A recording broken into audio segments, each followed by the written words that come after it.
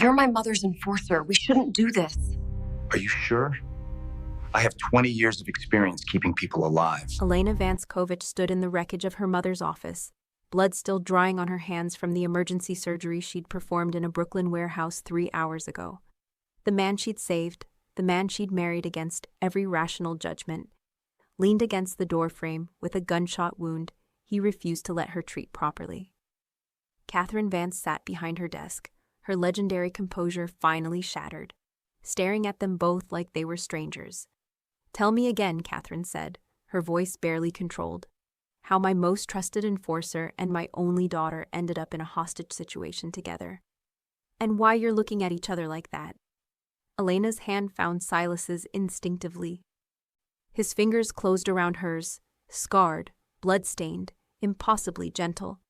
"It started at Nana Rose's funeral," Elena said quietly. "6 months ago, when you assigned him to protect me." Catherine's eyes closed. "Tell me you didn't." "We fell in love, Mother, and I'm not apologizing for it." The story of how they got here, how a surgical resident and a corporate fixer destroyed every rule between them, began with a handkerchief, a piano, and a promise to a dead woman. It began the night Elena Vance came home to bury her grandmother and met the only man who'd ever really seen her.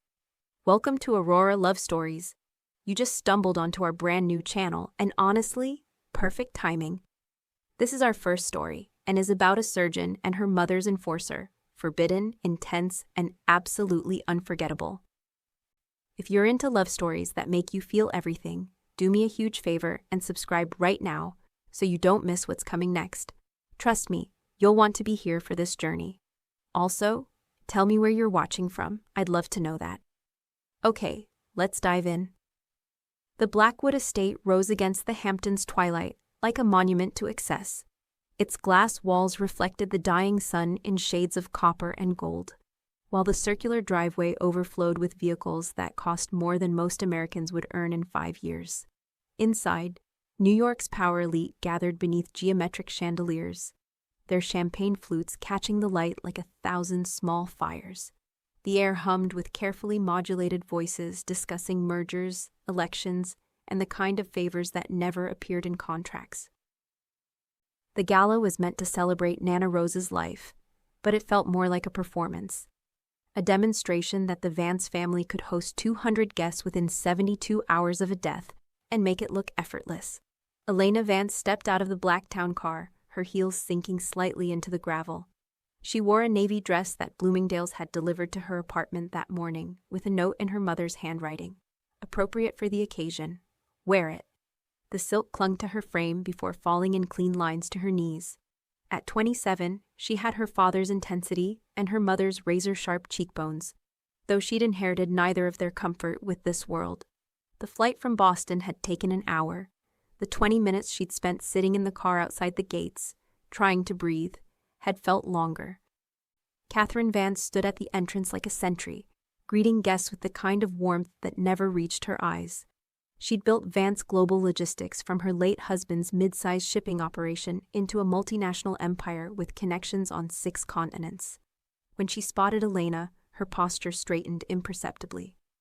"You're here," Catherine said, taking her daughter's hands. Her grip was firm, assessing. "You look exhausted." 36-hour shift, Elena replied, which was true. What she didn't mention was the hour she'd spent crying in the hospital chapel before her attending had found her and sent her home. "Come inside. Senator Morrison has been asking about you, and the Aldrich family. Everyone wants to pay their respects." Inside, the villa smelled like imported lilies and money. Elena recognized faces from her childhood. CEOs, politicians, men whose job titles were deliberately vague, but whose influence was concrete.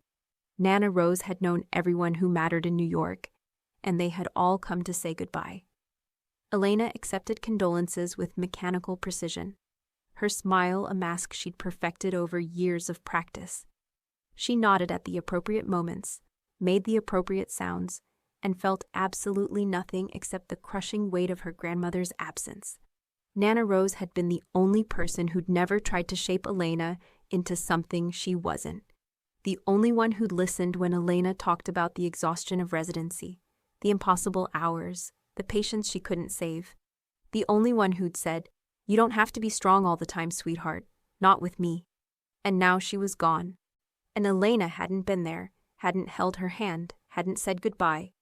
Because Catherine had decided that finishing her surgical rotation was more important than watching her grandmother die. Across the great room, Silas Kovich watched Elena Vance with the attention of a man trained to notice everything. At 40, he still moved like the soldier he'd been, his tailored suit doing little to soften the edge of violence that clung to him. His black hair was cut military short, and a scar traced his jawline from a knife fight in Belgrade that he never discussed. He'd worked for Catherine Vance for 7 years, handling the problems that couldn't be solved through lawyers or negotiations. When shipments disappeared, Silas found them. When competitors got aggressive, Silas made them reconsider. When Catherine needed someone disappeared, Silas didn't ask questions. He'd seen Elena maybe a dozen times over the years.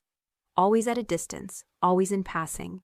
Catherine's brilliant daughter, the surgeon, the one good thing in a world built on compromises and calculated cruelty.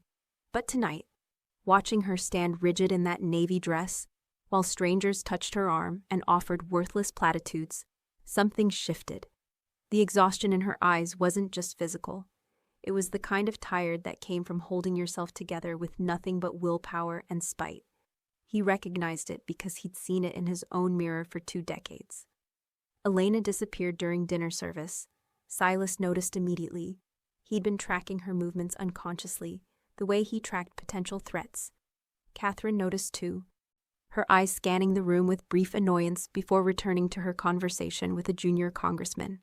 Silas found Elena in the library, standing at the ancient Steinway that had belonged to Rose. Her fingers ghosted over the keys without pressing down, as if she'd forgotten how to make sound. He stood in the doorway, watching. Most people never saw him until he wanted to be seen. Elena's shoulders began to shake. She pressed both hands flat against the piano, her head bowing forward, and Silas understood that she was about to break. He crossed the room silently and placed a handkerchief on the bench beside her. Linen, monogrammed, probably too expensive for tears. Then he stepped back, giving her space. Elena turned, her eyes wet but not yet spilling over. "You're Silas." "I am." "My mother's." She paused, searching for the word. "Problem solver," he offered. "That's a polite way to say it." Her voice cracked. "She sent you to collect me." "No one sent me." Silas kept his hands loose at his sides, non-threatening. "Your grandmother used to sneak me into this library when your mother had parties. Said I looked like I needed quiet." Elena's expression flickered with surprise. "You knew Nana Rose?" "She taught me to play chess. Beat me every single time." His mouth almost curved. "She talked about you constantly. The brilliant surgeon saving lives while her daughter built empires." The tears came then, silent and devastating. Elena covered her face with both hands, her shoulders curling inward. And Silas did something he'd never done in 7 years of working for Catherine Vance. He made a choice that had nothing to do with business. He stepped between Elena and the doorway, blocking the view from the party, shielding her breakdown from the 200 people who would weaponize her vulnerability if they saw it. "I've got you," he said quietly. "Take your time." Elena cried into his handkerchief, while Silas stood guard, watching the party through the glass doors. Catherine glanced toward the library once, her eyes finding Silas's across the distance. Her expression shifted, calculation, assessment, and something that might have been concern.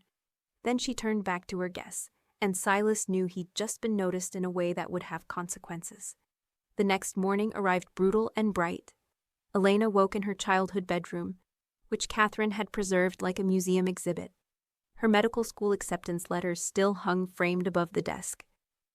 Debate trophies lined the shelves, everything frozen in amber, a shrine to the daughter Catherine wanted her to be. Elena's phone showed 37 missed calls, most from the hospital, a few from colleagues, one from her mother marked urgent. She showered, dressed in black jeans and a simple sweater, and went downstairs expecting an empty house. Instead, she found Catherine in the dining room, immaculate in a cream suit, drinking espresso while reviewing contracts. "Sit," Catherine said, without looking up. Elena poured coffee from the carafe, her hands steadier than she felt. "I need to get back to Boston. I'm due back on rotation Monday. You're not going back to Boston.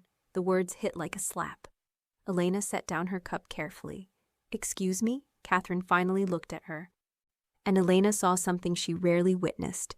Genuine concern beneath the armor. There's been a situation. One of our shipping contracts in Newark went bad. The other party has taken exception to the terms. What does that have to do with me?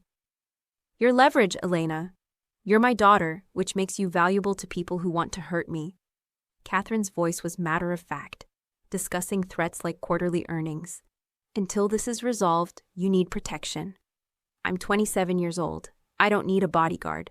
You need someone who can keep you alive when the people we're dealing with decide that kidnapping a surgeon is good business. Catherine slid a folder across the table. His name is Silas Kovich. You met him last night. Elena's stomach dropped. No, it's not negotiable. Everything with you is negotiable if I just agree to whatever you want. Elena stood abruptly. I have patients depending on me. I have a career that I've worked 12 years to build. You can't just decide I'm dropping everything because one of your business deals went sideways. Catherine's expression hardened. Your father left you a trust fund that pays out when you're 30. Until then, I control the purse strings. I also sit on the board at Mass General, where you happen to be completing your residency. The threat was clear. Elena felt rage and helplessness war in her chest. You'd sabotage my career? I'd protect my daughter. Catherine's voice softened slightly.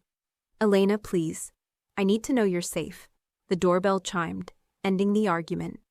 Moments later, Silas Kovich walked into the dining room carrying a duffel bag and looking like he'd slept even less than Elena. Ms. Vance, he nodded to Catherine. Then his dark eyes found Elena. Doctor. This is ridiculous, Elena said to no one in particular. Silas set the duffel down. Your mother has received 3 credible threats in the last 48 hours. One explicitly mentioned you by name. This isn't about control. It's about keeping you breathing. And you're qualified for this how? What are you, ex-military? Something like that. That's not an answer. Silas's jaw tightened. I spent 10 years in private security after leaving the army. I've kept people alive in Baghdad, Mogadishu, and Sao Paulo. I think I can handle the Upper East Side. Catherine stood, smoothing her skirt. I have a board meeting. Silas, she's yours. Elena, cooperate or I make one phone call to Boston. She left, heels clicking against marble, leaving Elena alone with the man who'd seen her cry. Silence stretched between them. Elena crossed her arms. If you think I'm going to make this easy. I don't expect easy, Silas interrupted. I expect you to be smart enough to recognize real danger when it's explained to you. Condescending, great start. Accurate. He picked up his duffel. I need to sweep your apartment for surveillance. We leave in 10 minutes. I'm not going anywhere with you. Silas turned, and Elena saw something flicker in his expression. Not anger, but disappointment. Your grandmother told me you were stubborn. She also said you were brilliant. Prove her right about both. Pack a bag. The mention of Nana Rose hit harder than any threat. Elena found herself moving toward the stairs, hating herself for complying, hating her mother for manipulating her, and hating the way Silas Kovich looked at her like he could see straight through every defense she'd built. This was going to be a disaster. Elena's apartment in Manhattan was a study in controlled chaos. Medical journals covered every surface, surgical atlases stacked beside her bed. A whiteboard filled with anatomical diagrams she'd been memorizing before the funeral. It was small, expensive, and entirely hers. Silas moved through it like smoke, checking windows, inspecting locks, his hands efficient and impersonal. Elena watched from the doorway of her bedroom, arms crossed. This security is terrible, he said, examining her fire escape access. Anyone with basic lock-picking skills could be inside in 30 seconds. It's Manhattan. Everyone's security is terrible unless you live in a fortress. You do now. He turned to face her. New rules. You don't go anywhere without clearing it with me first. You don't open the door for anyone I haven't vetted. You keep your phone on and charged at all times. I'm a surgical resident. I can't just abandon my patients because you're paranoid. You're on leave for the next 2 weeks. Your mother arranged it. Elena felt the walls closing in. She can't do that. She did. Silas's tone was infuriatingly calm. Look, I know this feels like prison, but the people threatening your mother aren't playing games. They've already demonstrated they're willing to escalate. Until we neutralize the threat, you're in danger. Who are they? Competitors, the kind who don't file lawsuits when they feel cheated. Elena moved to her window, staring out at the city she'd fought so hard to make her own. Boston had been escape. Medical school had been freedom. And now her mother was dragging her back into the cage she'd spent years breaking out of. I hate this, she whispered. I know. Something in his voice made her turn. Silas stood across the room, his expression unreadable, but his eyes held understanding. For what it's worth, I hate it too. I don't babysit. I don't do protective details. Your mother called in every favor I owe her to make this happen. Then why did you agree? He was quiet for a long moment. Because Rose asked me to look after you if anything ever happened to her. And I don't break promises to dead women. Elena's throat tightened. She asked you to protect me. 3 weeks before she died. Said Catherine would try to control you, and that you'd need someone in your corner who understood what it was like to feel trapped. He picked up his duffel. I'll be in the living room. Get some rest. He left before Elena could respond, before she could ask what he'd meant about feeling trapped. But as she lay in her bed, staring at the ceiling, she realized that Silas Kovich was more than just her mother's enforcer. He was a man who kept promises to dead women, and that made him dangerous in ways she hadn't anticipated. 3 days of forced cohabitation taught Elena several things about Silas Kovich. He slept in 2-hour intervals, always dressed, always alert. He drank his coffee black and made it strong enough to strip paint. He read constantly, military history, philosophy, dense novels in what she thought might be Serbian. He never complained, never imposed, and moved through her space like a ghost who'd learned not to disturb the living. It was maddening. On the 4th night, Elena's restraint snapped. She'd been reviewing surgical procedures, trying to stay sharp, when her phone lit up with a text from her friend Marcus. Foundry tonight. You in? The Foundry was an underground club in Brooklyn where medical residents went to forget about death and malpractice insurance. Elena stared at the message, then at Silas sitting across the room reading Camus, and made a decision. I'm going out, she announced. Silas looked up. Where? Does it matter? Yes. A club in Brooklyn. I'm meeting friends. Normal 27-year-old behavior. Not tonight. Elena stood, anger finally boiling over. You don't get to decide that. You're not my keeper. You're just the guy my mother hired to follow me around. Silas closed his book with deliberate calm. The threat assessment hasn't changed. Public venues with multiple exits and poor sightlines are exactly where someone would make a move. Then don't come. Not an option.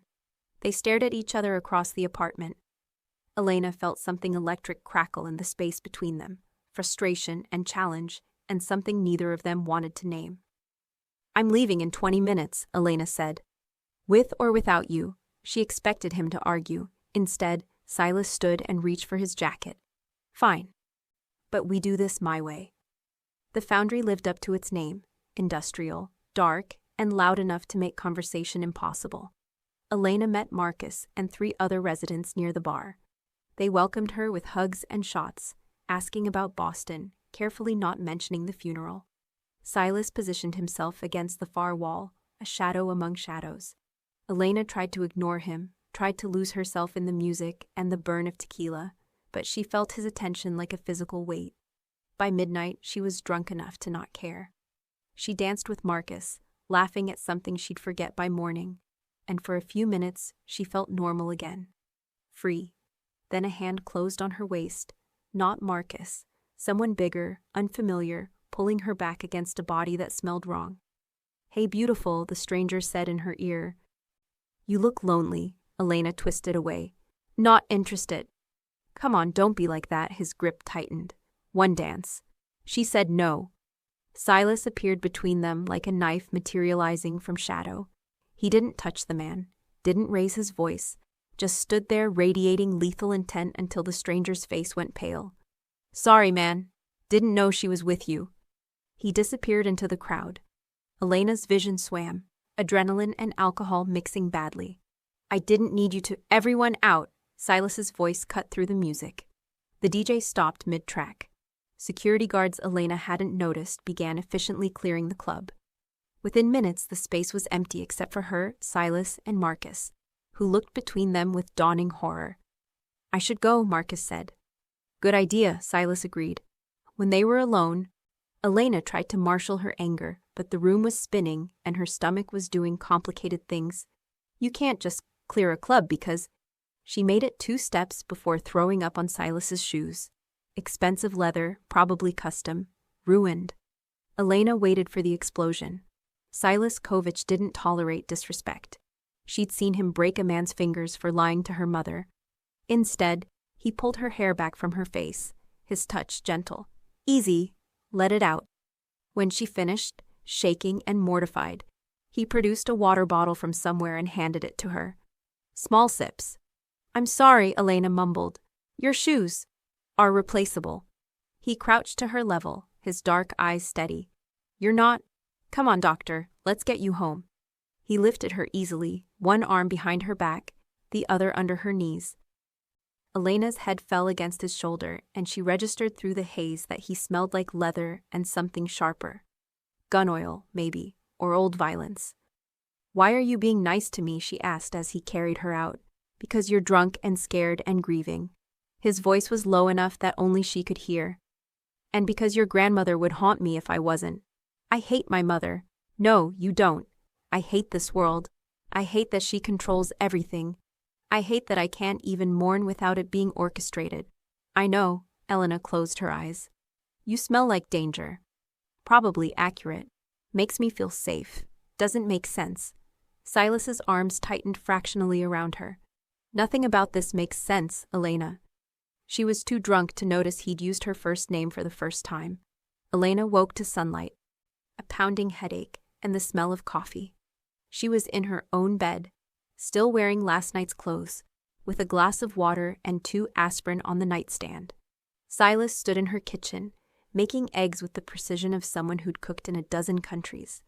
He'd changed into dark jeans and a t-shirt that showed the burn scars traveling up his forearms. Chemical burns, her medical training supplied. 3rd degree, old. You stayed, Elena said from the doorway. I said I would. Memory returned in fragments. His hands in her hair, his voice steady while she fell apart. The way he'd carried her like she weighed nothing. Embarrassment heated her cheeks. I threw up on your shoes. 3rd time someone's done that this year. He slid eggs onto a plate. Eat, you need protein. Elena sat at her small table, accepting the food even though her stomach protested. Silas leaned against the counter, coffee in hand, watching her with an expression she couldn't read. Last night was stupid, she said finally. I shouldn't have gone out. You're allowed to be stupid. You're 27 and your world just fell apart. That's not an excuse. It's a reason. He set down his mug. But we need to establish something. You can hate me. You can be angry at your mother, angry at the universe. But you have to stay alive to feel those things. That's the only rule that matters. Elena studied him, the scars, the stillness. The way he held himself like violence was always an option but never the first choice. Why did my grandmother trust you? Because I never lied to her. And because I understood what it was like to have someone try to shape you into a weapon. Is that what you are? A weapon? Silas's smile was brief and joyless. I used to be. Rose thought I could be something else. What about now? He held her gaze. Now I'm trying to keep her granddaughter alive long enough to figure out who she wants to be. Something shifted between them in that moment. A connection Elena didn't have words for. Understanding maybe, or recognition. 2 people trapped in Catherine Vance's orbit, trying to find space to breathe. Elena's phone shattered the moment, her mother's name flashing on the screen. Don't tell her about last night, Elena said quickly. Silas's expression was unreadable. That would require me lying. Please. He considered her for a long moment, then he nodded once. This time. Elena answered the call, her mother's voice crisp and commanding, already issuing instructions for the evening's charity gala. When she hung up, Silas was watching her with something that might have been sympathy. She wants us both there tonight, Elena said. Some cancer research fundraiser at the Pierre. I know, I'm your date. Elena's heart did something complicated. What? Security detail and escort in one. Efficient. He pushed off from the counter. There's a box being delivered this afternoon. Wear what's inside. You bought me a dress? Your mother has standards. I'm ensuring you meet them. He headed for the door. I'll be back at 7. Try not to burn down the apartment before then. He left, and Elena sat alone in her kitchen, wondering when her life had become a story she didn't recognize. The box arrived at 4. Inside was a dress in deep emerald green, silk that felt like water against her skin. The cut was elegant without being conservative, the kind of garment that cost more than her monthly rent. A note in Silas's decisive handwriting. This color matches your eyes when you're angry. Wear it. Elena told herself the flutter in her stomach was indignation. She was lying. At 7 exactly, Silas knocked. Elena opened the door and watched his expression shift. Just for a second. Control slipping to reveal something raw and wanting before he locked it down. You clean up well, Doctor. So do you. And he did. The suit was perfectly tailored, emphasizing shoulders built for violence and controlled power. But it was his eyes that made her breath catch, dark and intense and focused entirely on her. Ready? He asked. No. Good. That makes 2 of us. The gala at the Pierre was everything Elena hated. Champagne and air kisses and conversations that meant nothing. Catherine held court near the silent auction, wearing power like jewelry, and Elena played her part. The beautiful daughter, the brilliant surgeon, the perfect accessory. But this time, she had Silas at her elbow. He moved through the crowd like a predator in formal wear, his hand resting lightly at the small of her back. When someone said something dismissive about young doctors today, Silas's fingers pressed gently against her spine, a silent message. I've got you. Between rounds of networking, Elena escaped to the balcony for air. Manhattan sprawled below them, a million lights promising freedom she couldn't touch. You hate this, Silas said, joining her at the railing. Is it that obvious? Only to someone paying attention. He stood close enough that she could feel his heat. Your mother thinks this is what you want. The prestige, the connections. My mother thinks a lot of things. Elena turned to face him. What do you think? I think you're the smartest person in that room, and the loneliest. The honesty stole her breath. You barely know me. I know you cry in libraries when no one's watching. I know you work yourself to exhaustion because it's easier than feeling anything else. I know you look at your mother like you're drowning, and she's the shore you can't reach. Elena's throat tightened. Stop. Why? Because you're supposed to be emotionally unavailable muscle. You're not supposed to see me. Too late. They stood inches apart on the balcony, the party's noise fading into background static. Elena knew this was dangerous, knew nothing good could come from the electricity crackling between them. But she was tired of being careful, tired of being controlled, tired of pretending she didn't feel the pull of Silas Kovich's gravity. Tell me something true, she whispered. Silas's jaw tightened. I work for your mother. I'm loyal to the family. That's not what I asked. He looked at her for a long moment, something warring behind his eyes. I look at you, he said finally, his voice rough. Every room we're in, I find you first. I tell myself it's professional. It's not. Elena's hand found his lapel, fingers curling into expensive fabric. Silas, we should go back inside. I don't want to. Elena, if we stay out here, I'm going to do something we'll both regret. What if I don't regret it? He moved then, one hand coming up to cup her face with devastating gentleness. His thumb traced her cheekbone, his eyes searching hers for permission or sanity or some reason to stop. Elena gave him none. The kiss was inevitable, desperate, years of discipline burning away under the weight of mutual need. His mouth was hot and demanding, and Elena responded with equal hunger, her hands fisting in his hair, pulling him closer, silently begging for more. When they finally broke apart, both breathing hard, reality crashed back in. Fuck, Silas said. It might have been the first time she'd heard him curse. Yeah, they stared at each other on the balcony, the city glittering around them, both knowing they'd just crossed a line that couldn't be uncrossed. Your mother will kill me, Silas said. My mother will kill us both. We should tell her? Pretend it didn't happen. Run away to Argentina. Elena laughed, the sound slightly hysterical. What's the protocol here, Silas? Is there a chapter in your security manual about kissing the client's daughter?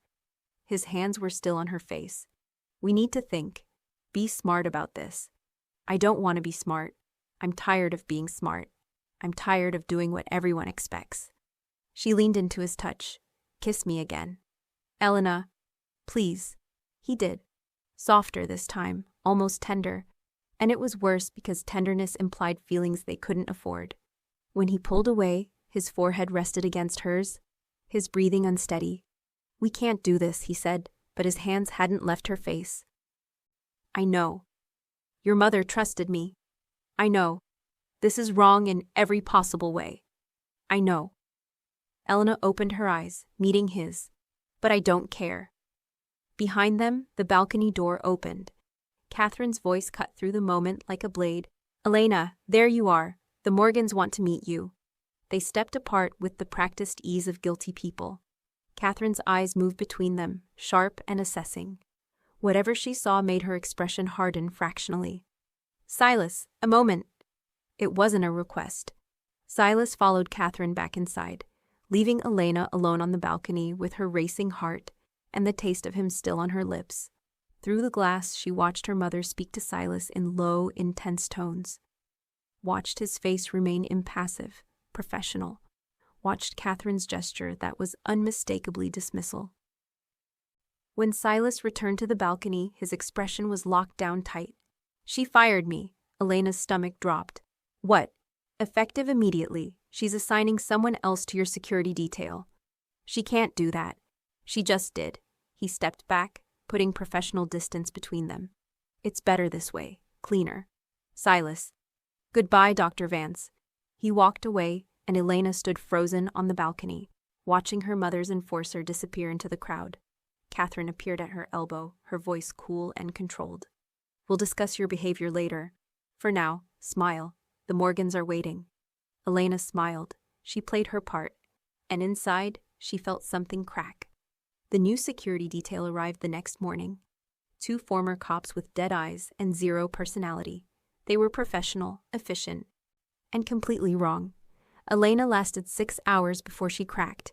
She was leaving the hospital. She'd convinced Catherine to let her finish out her week of shifts when the black van screeched up. The doors opened. 3 men, faces covered, moving with military precision. Elena's training kicked in. She ran, screaming, her hand already reaching for her phone. But they were faster. A cloth over her face, chemical sweet. The world tilting sideways. Her last conscious thought was that Silas would have seen them coming. Elena woke in darkness, her head pounding, her wrists zip-tied to a metal chair. The space smelled like oil and rust. A warehouse, maybe, or a garage. She tested the restraints carefully, medical precision analyzing the situation. Circulation still good, no immediate injuries. Captors wanted her alive. For now. Footsteps approached, a door opened, fluorescent light spilling in, and Elena saw Julian Thorne for the first time. He was younger than she expected, mid-30s, expensive suit, the kind of smile that had charmed its way through 1,000 boardrooms. Dr. Vance, sorry about the rough introduction. He crouched in front of her. I'm Julian Thorne. Your mother and I have a business disagreement. You're the shipping contract, Elena said, keeping her voice steady. Smart girl, yes. Your mother decided our partnership was no longer beneficial. She terminated our agreement and cost me significant money, so now I'm collecting what I'm owed. I'm worth more alive than dead. Very true, which is why you're going to call Mommy and tell her exactly what I want her to do to get you back. He held a phone to her ear. Elena's mind raced through possibilities, calculating odds. Catherine would pay the ransom, of course she would. But that didn't mean Elena would survive the exchange. The phone rang once, Catherine's voice, tight with controlled panic. Elena! I'm okay, Mom. Thorne pulled the phone away. You have 24 hours, Catherine. The warehouse at Pier 19. Come alone, bring the contracts, or I'll send you back your daughter in pieces. He disconnected. Elena forced herself to breathe evenly, to think like a surgeon. Assess, analyze, act. You won't get away with this, she said. Thorne stood, brushing invisible lint from his suit. I already have. Your mother's enforcers can't find you in time, and even if they could, I have 8 men here. You're not going anywhere. He left. Elena counted footsteps, mapped voices, memorized the space. Then she went to work on the zip ties, using a technique a trauma surgeon had taught her. Hyperextension, sudden force, break at the locking mechanism. It took 20 minutes and cost her skin on both wrists, but the ties snapped. Elena stood carefully, testing her balance. The door wasn't locked, overconfidence. She slipped into the hallway, medical training keeping her breathing quiet. And that's when she heard it. Gunfire. Silas had been drinking bourbon in his apartment when Catherine's call came through. He'd been telling himself he was better off away from Elena Vance, better off not thinking about the way she'd felt in his arms or the devastation in her eyes when he'd walked away. Then Catherine said 5 words. They took her. I need you. Silas was in his car before she finished explaining. He'd called in every favor he had, activated every contact built over 2 decades. Elena had been missing for 6 hours when his network finally pinpointed the warehouse. He didn't wait for Catherine, didn't call the police, just loaded his weapons and drove through the night with cold clarity. If Elena was hurt, Julian Thorne would die slowly. If she was dead, Thorne would wish he was. The warehouse was on the edge of Brooklyn, forgotten industrial sprawl. Silas counted 8 hostiles through thermal imaging. 8 men between him and Elena. Not enough. He moved through the building like smoke and violence, suppressed pistol taking down sentries before they could raise an alarm. The tactical part of his brain cataloged each kill with professional detachment. But underneath ran a current of pure fear. He found her in a hallway, pressed against the wall, clearly trying to navigate out. Relief hit him so hard he almost lost his edge. Elena, she spun, eyes wide, then recognition and something fiercer, relief. You came, always. He crossed to her in 3 strides, his hands moving over her face, her arms checking for injuries. Are you hurt? No, they didn't touch me. How did you, later, stay behind me? They moved through the warehouse together, Silas clearing corners while Elena followed his lead with surprising competence. They almost made it to the exit when Julian Thorne appeared, gun drawn, desperation making him sloppy. Stop, I'll fucking shoot her, I swear. Silas's gun was already up, trained center mass. You won't. Try me. You want to live through this. Silas's voice dropped to something lethal. Put the gun down, walk away. Forget the Vance family exists. She ruined me, Thorne's hand shook. Catherine fucking Vance destroyed my business, and I'm supposed to just... Yes. Or what? You'll kill me? I've got 8 men. Had, Silas corrected. They're all dead. It's just you now. Just you and the choice between walking out of here or being carried out. Thorne's finger tightened on the trigger. Elena saw it, recognized the micro-expression from medical training. Silas, he moved. Not toward Thorne, but in front of Elena, his body a shield. The gunshot was deafening in the enclosed space. Silas staggered but didn't fall. His return shot was precise. Center mass, then one to the leg as Thorne dropped. Not fatal, not immediately. Silas, Elena caught him as he swayed, medical training kicking in. Blood spread across his shoulder, high and left. Fuck. You're hit. Sit down, let me... I'm fine. You are absolutely not fine. You're bleeding. Sit down before I make you. Despite the situation, Silas almost smiled. Yes, doctor. Elena worked quickly, using her jacket to apply pressure, her hands steady despite the fear coursing through her. You're lucky. Missed the brachial artery by maybe 2 centimeters. You would have bled out in minutes. Told you I was fine. You were shot protecting me, her voice cracked. You absolute idiot. What if he'd hit you in the chest? Silas's good hand came up to cup her face, smearing blood on her cheek. Then you'd have gotten out. That's all that matters. That's not... You can't just... Elena's composure finally broke. You left. You walked away, and I thought I'd never see you again. And now you're bleeding because of me. Elena. Look at me. His dark eyes held hers. "I would take a bullet for you every day for the rest of my life. Leaving was the hardest thing I've ever done. And I'd do it again if it meant keeping you safe." "From what?"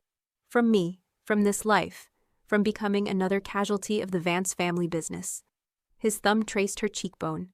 "You deserve better than a man like me." "Don't I get to decide what I deserve?" Sirens wailed in the distance. Catherine's voice called from the warehouse entrance, sharp with fear. But in that moment, surrounded by violence and blood, Elena Vance made a choice. She kissed Silas Kovich like he was oxygen and she was drowning.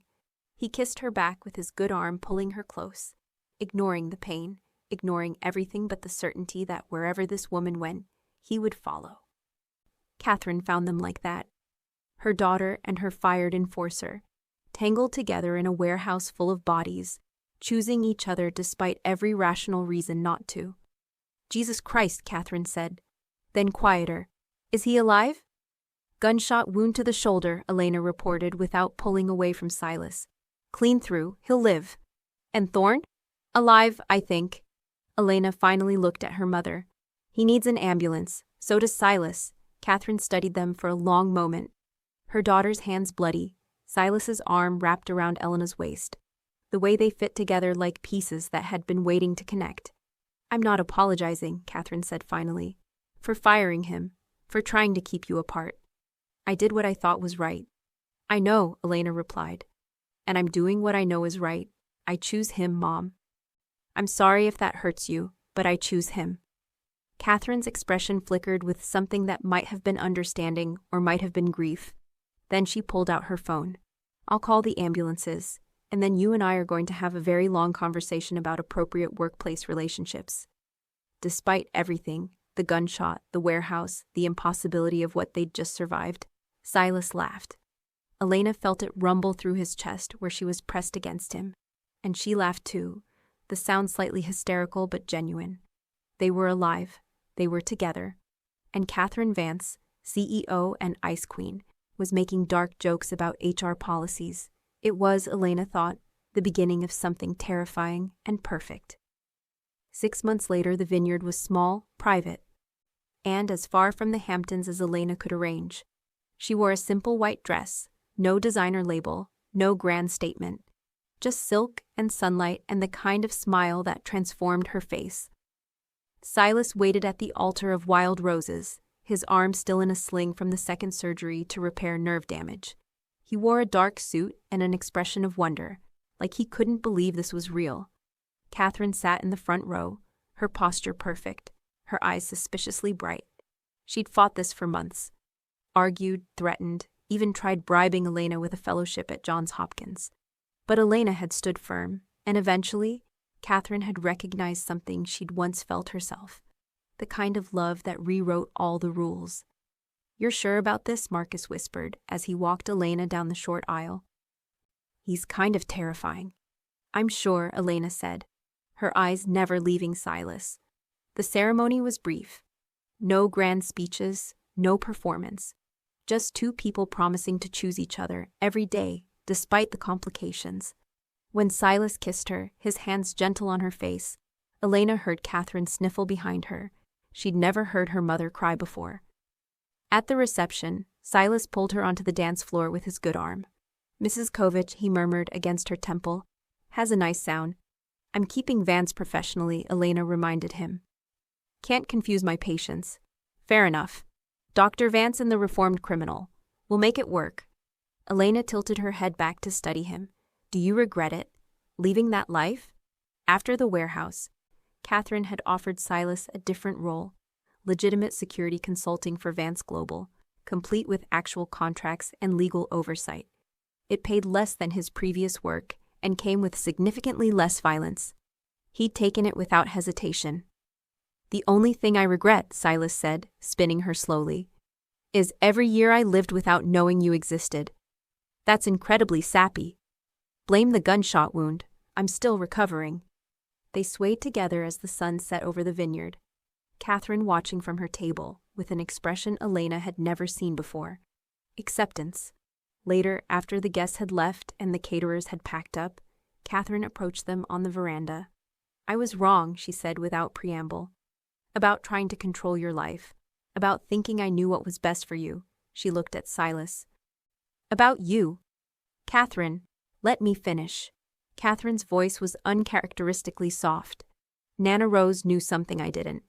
She saw that you needed someone who understood being trapped. Someone who'd fight for you, not just protect you. Her eyes moved to Elena. I'm sorry, baby, for everything. For making you feel like you had to be perfect. For not seeing how much you were hurting. Elena crossed to her mother and pulled her into a hug. Catherine stiffened, then softened, her arms coming around her daughter with fierce love. I'm not easy to love, Catherine whispered. I know that. Neither am I, Elena said. We'll figure it out.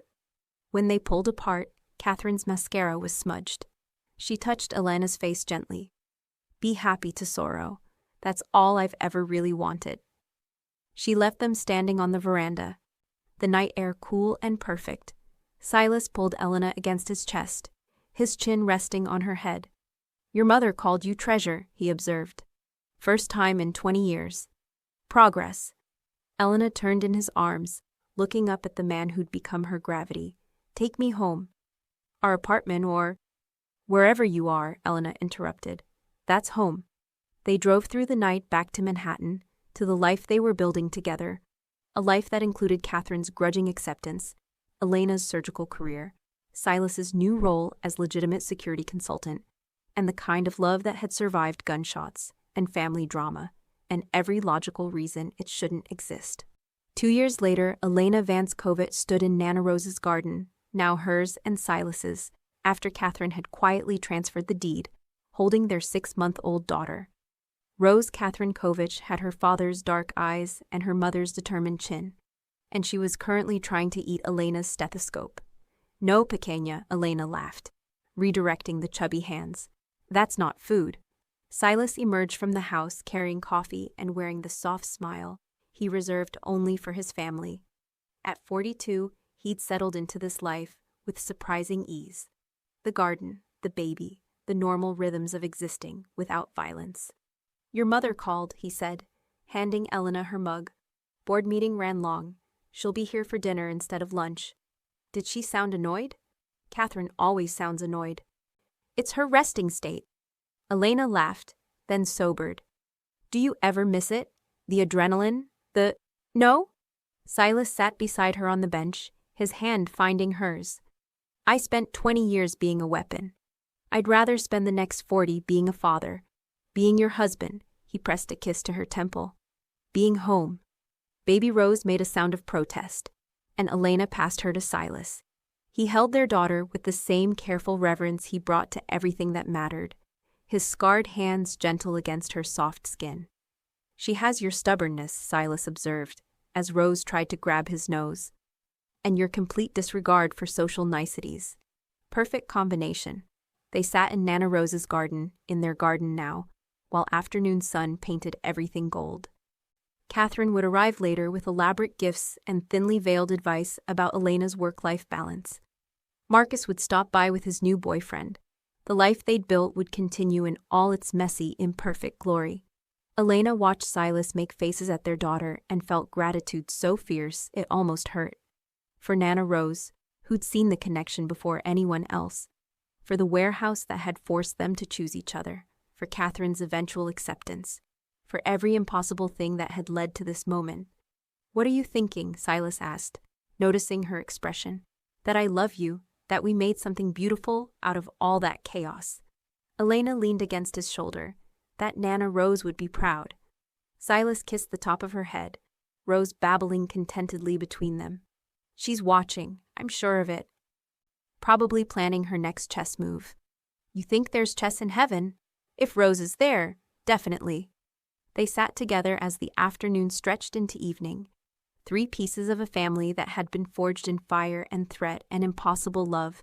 The gilded cage had shattered, and in its place, they'd built something infinitely more valuable: freedom, choice, home, and love that had learned to thrive in the spaces between danger and peace, control and surrender, what was expected and what was true. And that's Elena and Silas's story, a surgical resident and a bodyguard who broke every rule to choose each other. I hope it reminded you that sometimes the love worth having is the one that scares you most. This was our very first story here at Aurora Love Stories, and having you here for it means the world to me. If this touched your heart, please hit that like button. It helps us reach more people who need these stories. And if you haven't subscribed yet, what are you waiting for? We've got so many more tales of forbidden love, second chances, and happily ever afters coming your way. Drop a comment and tell me, would you have chosen Silas? Would you have risked everything for a love like that? I read every single comment, and I love hearing your thoughts. Thank you for being here for our first chapter. I'll see you in the next story. Until then, believe in love, even the complicated kind, especially the complicated kind.